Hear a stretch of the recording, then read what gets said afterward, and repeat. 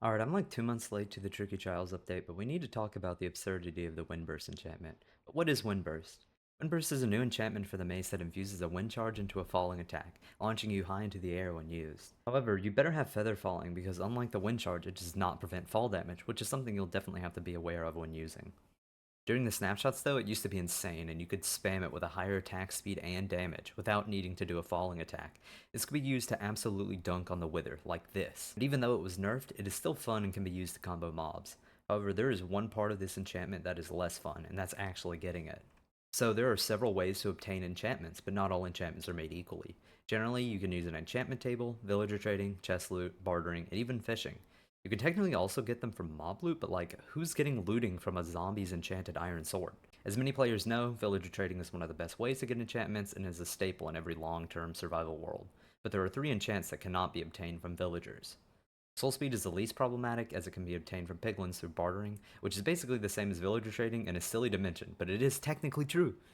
Swift Sneak is a bit more trouble by only being found in ancient city chests, but like, they are really common and ancient cities have like a bajillion chests, so it really isn't an issue, just unique. Windburst though is a different story. On paper it seems simple, but there's actually a lot of work, time, and luck needed to obtain it.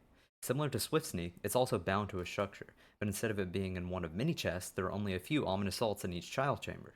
The ominous vault also requires you to go through the convoluted process of obtaining Bad Omen, defeating the ominous trial, and collecting ominous keys to open the ominous vault. Much more involved than just opening a chest. It gets worse though, as even if you go through this whole process of finding the trial chamber and getting a key for the ominous vault, Windburst only has a 5.5% drop rate, which is 2% rarer than the heavy core used to make the mace in the first place. For context, a 5.5% drop rate is the same as a withered skeleton skull with looting 3.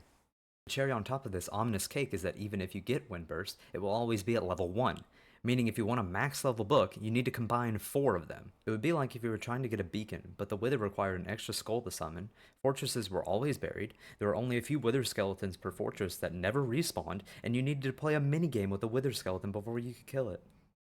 But even though this rarity is unprecedented for enchantments, Mojang did give it the green light, marking this as works as intended. Just as a testament to how rare this is, let me give you some context. The Blazing Caves Advancement Pack is the largest advancement data pack in Minecraft and adds over 1,000 advancements to the game. The first group completion for it in 1.21 by a group of 18 players was 44 hours. To track the progress of so many players and advancements, the community has made spreadsheets documenting major advancements and milestones, and one of the sections with the major goals, like obtaining a stack of enchanted golden apples, a stack of hearts of the sea, and getting a blue axolotl, is get a single maxed windburst book for an enchantment requiring you to get every enchant at max level. Let that sink in.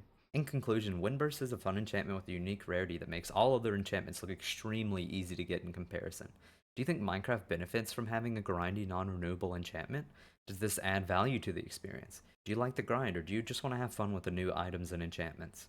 Personally, I think rare items are always cool, but this is a bit excessive for an enchantment. Let me know what you think.